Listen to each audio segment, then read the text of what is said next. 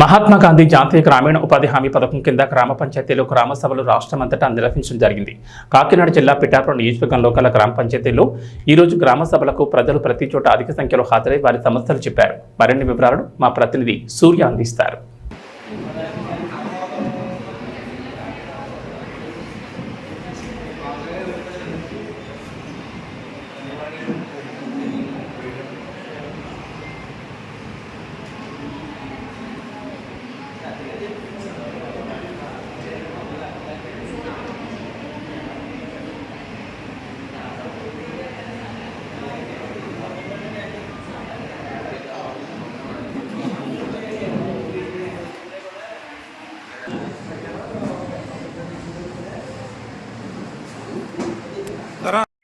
రోజుల లోపల వేతనాలు చెల్లింపు ఉపాధి కూలీలకే కానీ చాలా మంది ఉపాధి కూలీలకి 6 వారాల నుండి 10 వారాలు 15 వారాలు కూడా డబ్బులు పడతలేదని చెప్పడం జరిగిందండి. అది ఇక్కడ ఉన్న ఉపాధి పనుల్లోకి వెళ్ళే వాళ్ళకి తెలిసిందే. అది చాలా ఇబ్బంది పడుతున్నారండి. ఉపాధి హామీ అనేది ఒక కూలి పనులకు వెళ్తారంటే గ్యాస్ కనెక్షన్ ఫెసిలిటీ ఇవి కూడా మనం అర్జెంట్ తీసుకొచ్చండి. తర్వాత మనకి థీమ్ 2లో కామన్ ఫెసిలిటీస్ దీని నిమిత్తం వాటర్ సప్లై స్కీమ్లు, లేదా drainage facility, street light facility, తర్వాత సిమెంట్ కాంక్రీట్ రోడ్లు, సాలిడ్ వేస్ట్ మేనేజ్మెంట్కి కూడా మనం దాని మీద అర్జీలు తీసుకొచ్చండి. తర్వాత 3వ థీమ్ కమ్యూనిటీ నీడ్స్ సంబంధించి మనకి రోడ్లు అంటే మార్కెట్ ప్లేస్ నుంచి మనకి మన సేబు గ్రామానికి కావాల్సిన రోడ్లు, తర్వాత ఇంటర్నల్ రోడ్స్, లింక్ రోడ్లు ఇలాంటివి కూడా మనం ప్రపోజల్స్ తీసుకొచ్చాం. తర్వాత థీమ్ 4లో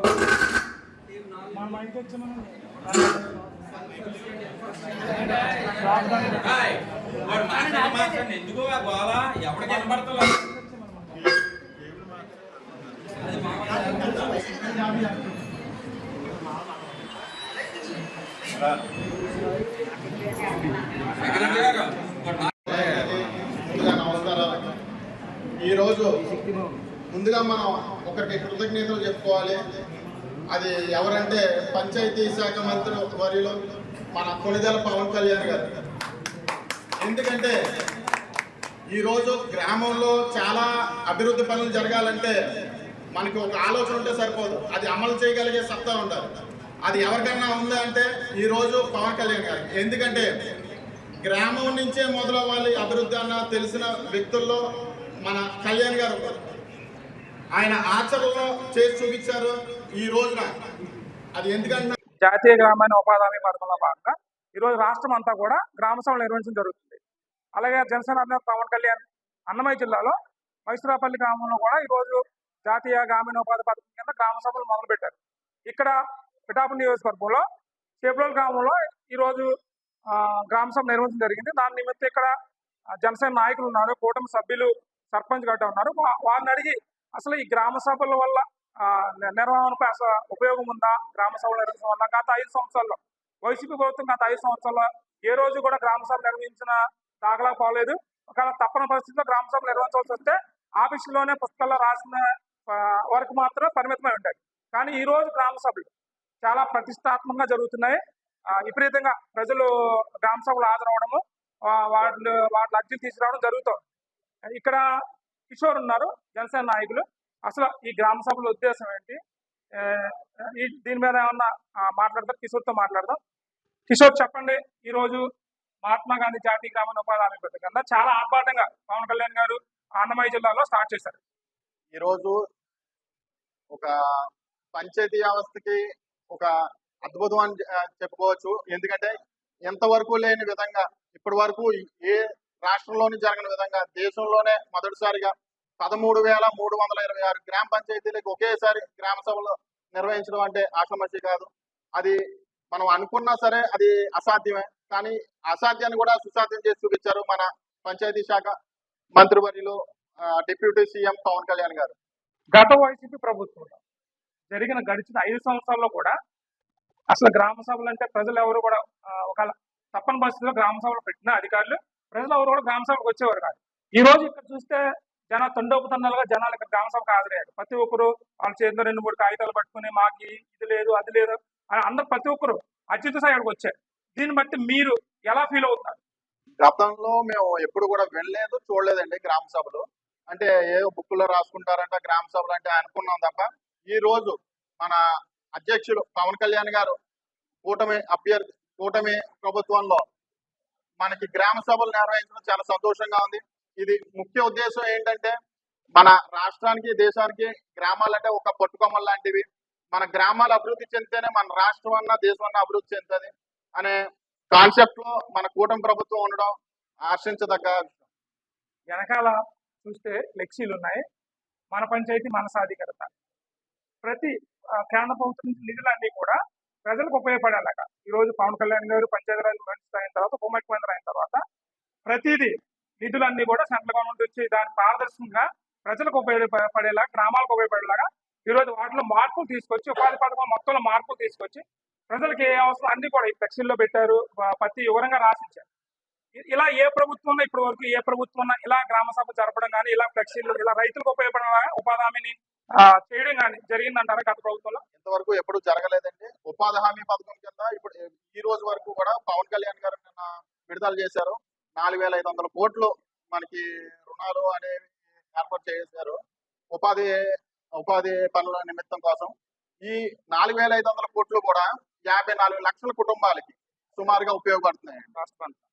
రాష్ట్ర వ్యాప్తంగా కూడా 54 లక్షల మందికి ఉపయోగపడుతున్నాయి. ఈ రోజు ఇక్కడ గ్రామ సభలో ఇంచుమించుగా చాలా అర్జీలు వచ్చి ఉంటాయి. ప్రతి ఒక్కరు వచ్చిన వాళ్ళు ప్రతి ఒక్కరు 1-2 అర్జీలు, వాళ్ళ డ్రైన్లు లేవని, రోడ్లు లేవని, లేదంటే మా పొలంలోకి వెళ్ళడానికి మార్గాలు సరిగా లేవని చెప్పేసి అందరూ చాలా మంది వందలాది ప్రజలు వచ్చి ఇక్కడ వినతులు ఇచ్చి ఉన్నారు. ఇక్కడ ఇచ్చిన ప్రతి పని కూడా జరిగేలాగా జరుగుతుంటారా? జరిగేలా మీ చర్యలు మీ ప్రభుత్వం నుండి, జనసేన ప్రభుత్వం నుండి, కూటమి ప్రభుత్వం నుండి జనసేన నాయకులు, కూటమి నాయకులు కలిసి ప్రతి పని ప్రజలు జరిగేలా చూస్తారా? ఖచ్చితంగానండి.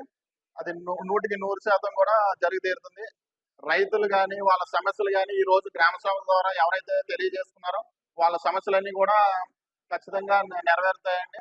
గత ప్రభుత్వంలో కాకుండా విభిన్నంగా ఈ ప్రభుత్వం, కూటమి ప్రభుత్వంలో వారి సమస్యలన్నీ కూడా పరిష్కారం అవుతాయని మేము భావిస్తున్నాం. జనసేన నాయకులు కిషోర్ గారు చెప్తున్నారు, ఇక్కడికి వచ్చిన ప్రతి అర్జీ కూడా, ప్రతి ప్రజలు తీసుకొచ్చిన ప్రతి అర్జీ, వాళ్ళు కావాల్సిన రోడ్లు అయితేనే, సీసీ డ్రైన్లు అయితేనే ఎన్నో రకాల ఫిర్యాదులు తీసుకొచ్చారు.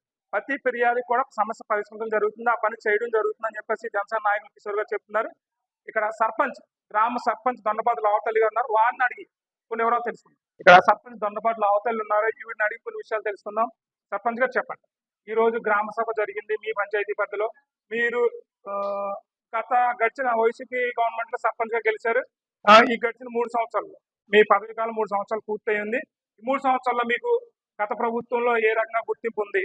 ప్రస్తుతం కూటమి ప్రభుత్వం వచ్చిన తర్వాత, పవన్ కళ్యాణ్ గారు మీ పంచాయతీరాజ్ మినిస్టర్ అయిన తర్వాత, ఉప ముఖ్యమంత్రి అయిన తర్వాత మీ గౌరవం అప్పుడు ఎలా ఉంది, ఇప్పుడు మీ గౌరవం ఎలా? నా పేరు దొండపాటి లావతల్లి అండి. నేను విశాఖపట్నం గ్రామ సర్పంచ్ అండి. నేను సర్పంచ్ గా గెలిచి ఇప్పుడు 3 సంవత్సరాలు అయిపోయిందండి. 3 సంవత్సరాలు దాటేసి అప్పటి నుంచి కూడా నేను సర్పంచ్ గా ఉన్నప్పుడు ఎప్పుడు ఇలాంటి మీటింగ్ ఇంత జనం నేను ఎప్పుడు చూడలేదండి. ఇప్పుడు చూసానండి. మరి పవన్ కళ్యాణ్ గారు మరి బలమైన పునాదిగా మరి మాకందరికి కనపడుతున్నారండి. అలాగే బలమైన పునాదిగా ఎప్పుడైతే నిలబడ్డారో మాకు చాలా బలం వచ్చిందండి మా ఊరికి. అందుకే మా పనులన్నీ చేస్తారని. ఇంకా మరి కాలువలు చేలోకి నేను మీటింగ్కి వెళ్ళానండి, కలెక్టర్ గారు మీటింగ్కి వెళ్ళినప్పుడు అందుకు కరెక్ట్ గా చెప్పారండి. ఎలా అంటే మరి అమ్మ ఇప్పుడు దాకా పోయిన కాలాన్ని మేము తీసుకురాలేము మీకు, కానీ ఇప్పుడు కొద్ది కాలంలోనే సర్పంచులకి అందరికీ మేము సంతోషాన్ని ఇస్తాం. మీ గ్రామంలో అభివృద్ధి చెందే పనులన్నీ చేయిస్తాం, నిధులు పంపించే బాధ్యత మాది. మీరు ఇబ్బంది పడుతుంది. మేము సర్పంచ్గా ఉన్నప్పుడు దారి కాడికి కూడా పనులు అవ్వలేదు అమ్మ, రోడ్లు బాగాలేదు, డ్రైనేజీలు లేవు. సోమల గారు నేను అందరూ నాకు చెప్పినప్పుడు నేను మరి మరి పవన్ కళ్యాణ్ గారు మనం అందరం ఓటేసి గెలిపించుకున్నాం కాబట్టి పవన్ కళ్యాణ్ గారు మరి మన పనులన్నీ చేస్తాను కూడా. నేను పవన్ కళ్యాణ్ గారు నిధులు పంపిస్తానని చెప్పానండి. అలాగే మరి పవన్ కళ్యాణ్ గారు మీటింగ్ అంటే ఎంతో మంది జనం నేను ఎప్పుడు చూడలేదు. 4 సంవత్సరాల క్రితం ఎంత జనం వచ్చి అమ్మ మాకు అది లేదు, ఇది లేదు, మా రోడ్లు లేవు, డ్రైనేజీలు లేవు, మరి మాకు పొలాల్లోకి వెళ్ళడానికి రోడ్లు లేవు, కాలువ చేలోకి వెళ్ళాక చెరువుల నుంచి దూర కాలువలు లేవు, నీరు వెళ్ళలేదు, పంటలు పండలేదని చాలా మంది వచ్చి ఇక్కడ ఫిర్యాదు అవ్వారండి. మరి నేను పవన్ కళ్యాణ్ గారు వచ్చారు కదా, మన పనులన్నీ అవుతాయమ్మా, చేయించానండి అని నేను అందరికీ ఆమోదం పలికానండి. అలాగే మరి ఈ కొద్ది మాటలు మరి పవన్ కళ్యాణ్ గారికి అందుతాయని కోరుకుంటున్నాను. ఇక్కడ దొండపాటు లావతల సర్పంచ్ గారు చెప్తున్నారు ఏంటంటే, మళ్ళీ అలా చెప్పమని లేదు నాయకులు నేను సర్పంచ్ గా ప్రమాణ స్వీకారం చేసి 3 సంవత్సరాలు గడిచింది. ఏ రోజు కూడా మాకు